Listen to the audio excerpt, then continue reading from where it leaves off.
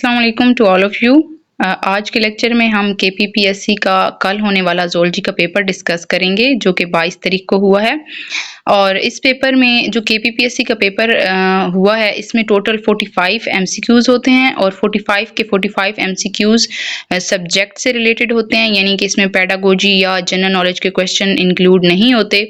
तो सारे ही सब्जेक्ट से रिलेटेड क्वेश्चन होते हैं और टोटल 45 एमसीक्यूज़ होते हैं और ये इसमें नेगेटिव मार्किंग भी नहीं होती। तो हम आज कल होने वाला पेपर डिस्कस करते हैं।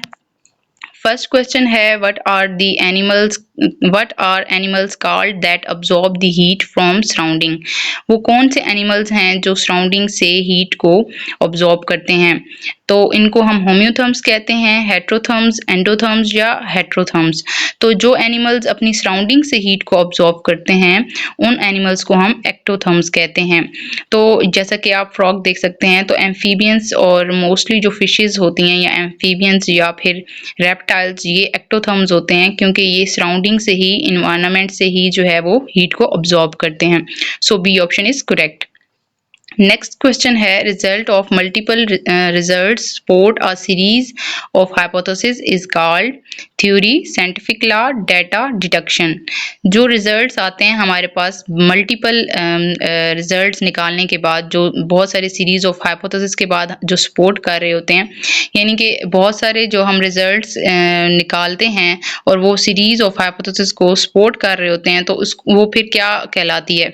तो वो थ्योरी कहलाती है। क्योंकि जब भी बहुत सारे हाइपोथेसिस को टेस्ट किया जाता है तो बार बार टेस्ट करने के बाद अगर सेम रिजल्ट आएगा तो उस हाइपोथेसिस से वो नेक्स्ट जो स्टेप होगा वो थ्योरी होगी, यानी कि वो थ्योरी बन जाएगा। तो बी ए ऑप्शन जो है वो करेक्ट है, थ्योरी। नेक्स्ट क्वेश्चन है why do ground squirrels move to burrow in मिडी। जब दिन का टाइम होता है तो जो ग्राउंड स्क्विरल्स होती हैं वो बरोज में क्यों चली जाती हैं? तो वो हीट से बचने के लिए चली जाती हैं बरोज में। तो ए ऑप्शन जो है वो करेक्ट है। नेक्स्ट क्वेश्चन है a cup shaped swelling in each nephron is called. ये जो आप यहाँ पे नेफ्रॉन का स्ट्रक्चर देख सकते हैं किडनी के अंदर मौजूद होता है, तो ये जो कप शेप्ड स्वेलिंग आपको नजर आ रही है इसको बोमेन कैप्सूल्स कहते हैं। B option is correct. Asexual reproduction that produce genetically identical offsprings are called। जब asexual reproduction से genetically identical offspring produce किए जाते हैं, यानी कि वो genetically identical जो offsprings होते हैं वो एक दूसरे के क्लोन होते हैं, तो इस प्रोसेस को हम, इस तरह के जो asexual reproduction है इसको हम क्लोनिंग कहेंगे। बिकॉज क्लोनिंग में जितने भी offspring प्रोड्यूस होते हैं उनको हम क्लोन्स कहते हैं और वो एक दूसरे के बिल्कुल आइडेंटिकल होते हैं, वो एक दूसरे की कॉपीज होते हैं, इसलिए इस प्रोसेस को हम क्लोनिंग कहेंगे। A option is correct. Next question है कि in which metabolic disease the formation of kidney stone occur. वो कौन सी मेटाबॉलिक डिजीज है जिसमें किडनी स्टोन बनता है? तो हाइपर कैल्सूरिया जो है ना, इसमें क्या होता है कि कैल्शियम का लेवल ब्लड में इंक्रीज हो जाता है जिसकी वजह से एक मेटाबॉलिक डिजीज हो जाती है और ये किडनी स्टोन काज करती है। तो इसलिए हाइपर कैल्सूरिया जो है ये डी ऑप्शन करेक्ट है। नेक्स्ट क्वेश्चन है compare and contrast a human somatic cell to a human gamete. हमने इसमें क्या करना है, ये जो ऑप्शन दिए हुए हैं इनमें से वो ऑप्शन करेक्ट जो होगा उसको सिलेक्ट करना है जिसमें ह्यूमन के सोमैटिक सेल को ह्यूमन के गैमीट सेल के साथ कॉन्ट्रास्ट या कंपेयर किया गया हो। तो ए ऑप्शन इसलिए करेक्ट है कि इसमें लिखा हुआ है सोमैटिक सेल्स हैव 46 क्रोमोसोम। ये हमें पता है कि सोमैटिक सेल्स जो होते हैं उनमें 46 क्रोमोसोम होते हैं क्योंकि वो डेप्लॉइड होते हैं and are diploid, whereas gametes have half as many chromosome as found in somatic cell. जबकि जो गैमीट सेल होते हैं जैसे कि जर्म सेल जिनमें एग और स्पर्म आ जाते हैं तो उनमें हाफ नंबर ऑफ क्रोमोसोम्स होते हैं as compare to somatic cell. तो पहली जो स्टेटमेंट है वो करेक्ट है, बाकी स्टेटमेंट्स क्योंकि करेक्ट नहीं है इसलिए ये हम ए ऑप्शन को सिलेक्ट करेंगे। A option is correct. Next है chromosomes are thousands of times longer than a typical cell. यहाँ पे हमसे कहा जा रहा है कि जो क्रोमोसोम्स होते हैं वो बहुत ज़्यादा ही लॉन्ग होते हैं, थाउजेंड्स ऑफ टाइम जो है वो टिपिकल सेल से लॉन्ग होते हैं। तो बाय हमने ये बताना है कि explain how chromosome inside a eukaryotic cell. तो जो क्रोमोसोम अगर इतना लार्ज होता है, लॉन्ग होता है, तो वो सेल में किस तरह से, यूकैरियोटिक सेल में किस तरह से फिट आ जाता है? तो इसका ऑप्शन जो सी है ये करेक्ट है, क्योंकि जो डीएनए होता है, क्रोमोसोम असल एक्चुअली जो है वो डीएनए और प्रोटीन से मिलकर बनता है। तो डीएनए जो है वो remain coiled around protein to form nucleosome. जो क्रोमोसोम होता है इसमें जो डीएनए होता है वो प्रोटीन के अराउंड जो है वो रैप कर जाता है और इस तरह से एक न्यूक्लियोसोम का स्ट्रक्चर बनाता है। तो न्यूक्लियोसोम जो है वो क्योंकि बहुत ज़्यादा कॉइल्ड स्ट्रक्चर होने की वजह से छोटे से सेल में, यूकैरियोटिक सेल में फिट आ जाता है। तो C option is correct. Next question है, name the process that eukaryotic cell division and binary fission have in common. हमने ऐसे प्रोसेस को ऐसे ऑप्शन को सिलेक्ट करना है जिसमें यूकैरियोटिक सेल डिवीजन और बाइनरी फिजन में दोनों काम कॉमन हो रहे होंगे। तो सी ऑप्शन करेक्ट है, क्योंकि जो बाइनरी फिजन है ये भी एक एसेक्सुअल रिप्रोडक्शन का मेथड है और सेल डिवीजन में भी सेम हो रहा होता है। तो फॉर्मेशन ऑफ सेप्टम, सबसे पहले सेल के अंदर एक सेप्टम बनता है, फिर डीएनए की रेप्लिकेशन डुप्लीकेशन कराई जाती है, यानी कि डीएनए डुप्लीकेट हो जाता है। उसके बाद डिवीजन ऑफ साइटोप्लाज्मिक कंटेंट, और उसके बाद जो है साइटोप्लाज्मिक कंटेंट भी एक दूसरे से सेपरेट हो जाता है, डिवाइड कर जाता है। तो सी ऑप्शन करेक्ट है। नेक्स्ट क्वेश्चन है, what is the reason for studying the mitochondrial genomics that is most directly important for humans. हमने एक रीज़न बताना है कि जो जीनोमिक्स में जो माइटोकॉन्ड्रियल जीनोमिक की स्टडी की जा रही होती है वो क्यों इतनी ज़्यादा इंपॉर्टेंट है ह्यूमंस के लिए।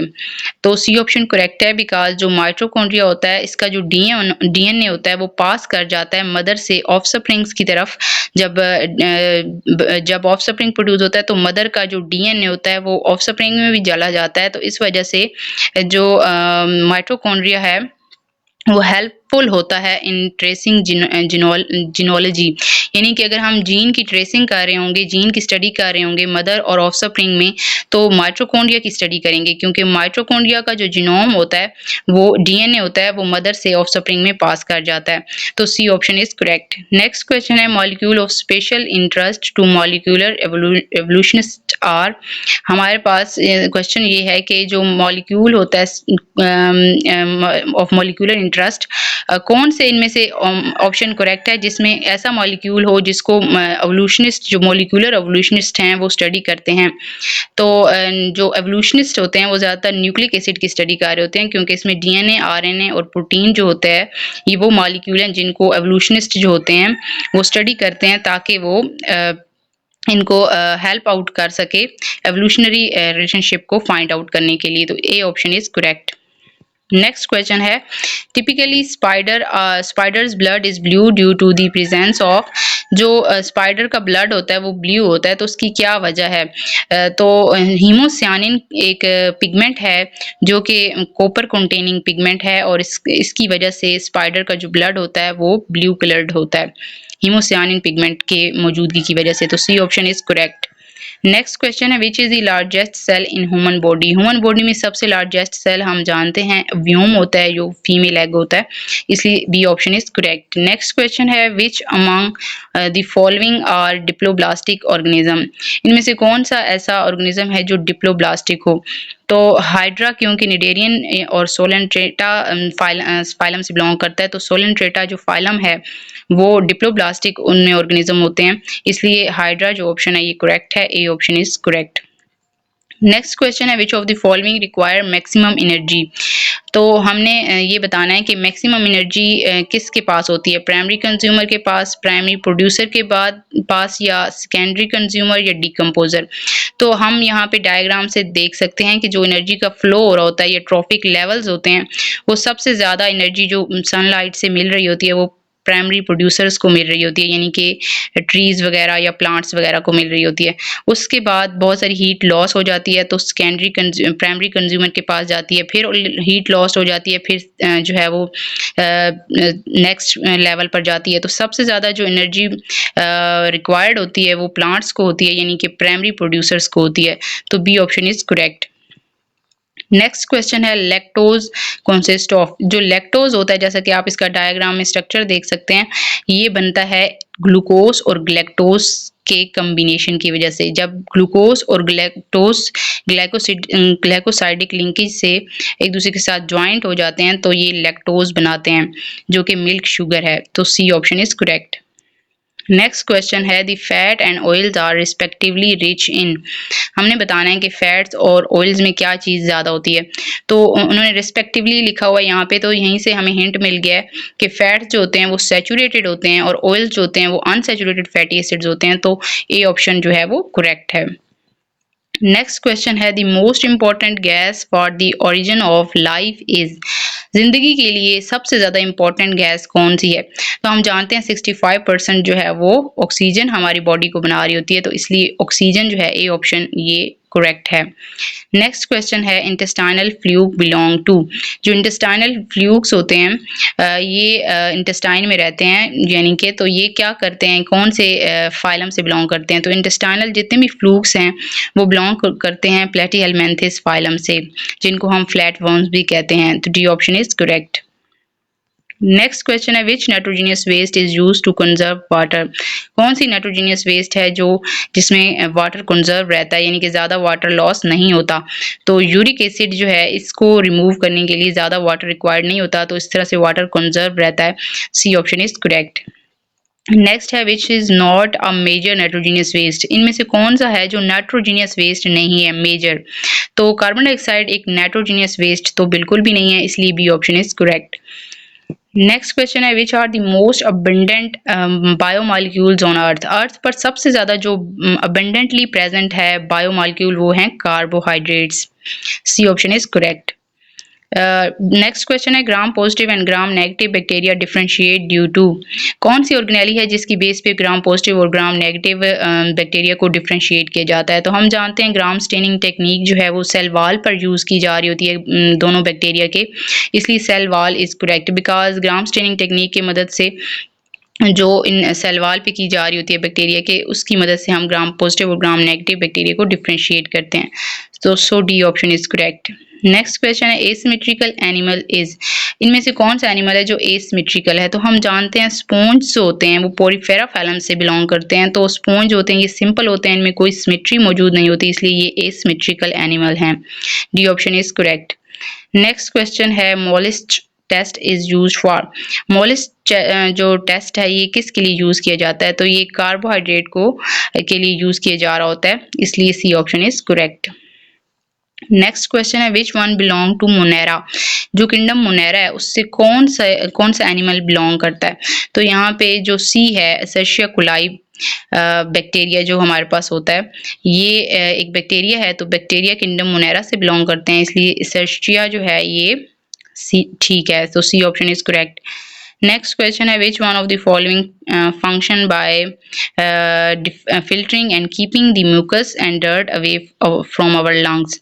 तो इनमें से कौन सा स्ट्रक्चर है जो डर्ट को और म्यूकस को हमारे लंग से दूर रखता है ताकि कोई इन्फेक्शन ना हो सके? तो वो जो हमारा या जैसा कि आप डायग्राम में देख सकते हैं सीलिया स्ट्रक्चर होता है एक, जो म्यूकस को भी और डर्ट को भी लंग्स में इंटर नहीं होने देता ताकि कोई इन्फेक्शन ना हो जाए, तो सीलिया जो है ए ऑप्शन करेक्ट है। नेक्स्ट क्वेश्चन है which of the following undergo respiration through diffusion.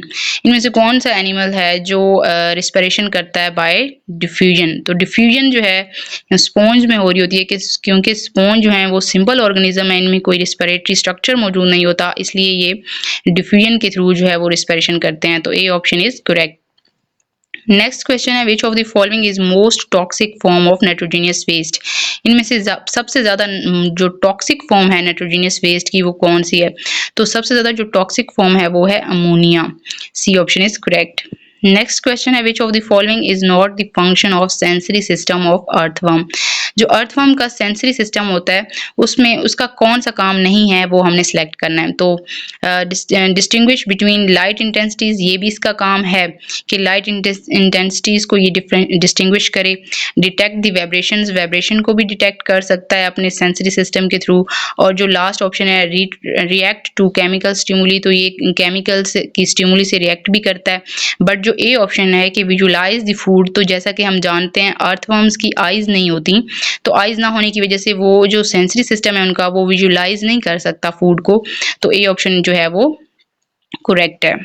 Next question है which of the following statement is true about the earthworm. कौन सी स्टेटमेंट ट्रू है अर्थवर्म से रिलेटेड? तो यहाँ पे हमने सिलेक्ट करनी है जो ट्रू स्टेटमेंट होगी। तो they are harmful for agriculture, ये तो गलत है बिकॉज जो अर्थवर्म होते हैं वो तो एग्रीकल्चर के लिए हेल्पफुल होते हैं। तो जो बी ऑप्शन है ये राइट है because they are used as fish bait. तो फिश को जो कैप्चर करने के लिए बैट के तौर पे यूज किया जा रहा होता है वो अर्थवर्म को किया जा रहा होता है, तो बी ऑप्शन ठीक है। बाकी सी में जो लिखा हुआ है they can not live in बरो, तो अर्थवर्म बरोज में ही रहते हैं, तो ये भी गलत। डी ऑप्शन में लिखा हुआ है कि they decrease the soil fertility, ऐसा नहीं है क्योंकि इनके एक्शन की वजह से, इनकी एक्टिविटी की वजह से सोइल की फर्टिलिटी इंक्रीज होती है, तो ये भी गलत है। जस्ट जो बी ऑप्शन है वो ठीक लिखा हुआ है, इसलिए हम बी को सिलेक्ट करेंगे। नेक्स्ट क्वेश्चन है which of the following statement is incorrect about arthropods, तो कौन सी स्टेटमेंट है जो गलत हो, ठीक ना हो आर्थ्रोपोड्स से रिलेटेड। सी ऑप्शन करेक्ट है because some of these animals are dioecious while others are monoecious, तो ऐसा नहीं है। सी ऑप्शन जो है वो करेक्ट है बिकॉज इन्होंने यहाँ पे लिखा हुआ है कि कुछ एनिमल्स इनके डाइशियस होते हैं जबकि दूसरे जो होते हैं वो मोनोशियस होते हैं, तो ऐसा नहीं होता। जो आर्थ्रोपोड्स होते हैं ये मोस्टली डाइशियस ही होते हैं, मोनोशियस नहीं होते, इसलिए सी ऑप्शन जो है वो करेक्ट है। नेक्स्ट क्वेश्चन है which of the following statement is incorrect about annelids, annelids से रिलेटेड कौन सी स्टेटमेंट करेक्ट नहीं है। तो डी ऑप्शन करेक्ट है because the circulatory system is open type, तो ऐसा बिल्कुल भी नहीं होता। जो एनालिड्स होते हैं जैसा कि अर्थवर्म है, इनका ओपन सर्कुलेटरी सिस्टम नहीं होता, इनका क्लोज्ड सर्कुलेटरी सिस्टम होता है, जबकि यहाँ पे इन्होंने ओपन लिख रखा है, तो ये स्टेटमेंट इनकरेक्ट है। D option is correct. Next question है आर्थ्रोपोड एक्सक्रीट थ्रू, आर्थ्रोपोड जो होते हैं जैसा कि इंसेक्ट्स वगैरह, तो वो किस से एक्सक्रीट करते हैं, कौन से स्ट्रक्चर से। तो इनके पास एक स्पेशल स्ट्रक्चर होता है जिनको हम मेल्पिगियन ट्यूब्यूल्स कहते हैं, जैसा कि आप यहाँ डायग्राम में लास्ट पे देख सकती हैं कि मेल्पिगियन ट्यूब्यूल्स दिखाई गई हैं। तो ये जो होती हैं ये वो स्ट्रक्चर होता है जो आर्थ्रोपोड में एक्सक्रीशन का काम कर रहा होता है, तो ये option is correct. Next question है which of the following animal is known for its asymmetrical shape, कौन सा इनमें से फाइलम है जो जाने जाते हैं एसिमेट्रिकल शेप की वजह से। तो जो पोरीफेरा फाइलम है ये इनमें स्पॉन्ज आ जाते हैं, तो इनकी कोई सिमेट्री नहीं होती, कोई शेप नहीं होती, इस वजह से इनको हम एसिमेट्रिकल एनिमल्स कहते हैं, तो D option is correct, Porifera. Next question है which of the following phylum has single opening for taking food and throwing out waste, वो कौन से फाइलम है जिसके जो मेंबर्स होते हैं वो एक ही सिंगल ओपनिंग होती है उनकी, जो माउथ के तौर पे भी एक्ट कर रही होती है और अनस के तौर पे भी एक्ट कर रही होती है, फूड को टेक करने के लिए भी और फूड को रिमूव करने के लिए भी, तो वो जो है वो सोलेंट्रेटा है। डी ऑप्शन करेक्ट है बिकॉज सोलेंट्रेटा या निडेरिया जो फाइलम है, जैसा कि यहाँ पे हाइड्रा की डायग्राम में आप देख सकते हैं, इनकी ऊपर के टॉप पर जो है वो सिंगल ओपनिंग होती है जहां से वेस्ट मटेरियल को डिस्चार्ज भी किया जा रहा होता है और फूड को इनटेक भी किया जा रहा होता है, तो Coelenterata is right option. Next question है name the organism which have flame cells in its excretory system, कौन सा इनमें से ऑप्शन ठीक है जिनमें फ्लेम सेल्स मौजूद होते हैं जिनके एक्सक्रीटरी सिस्टम में।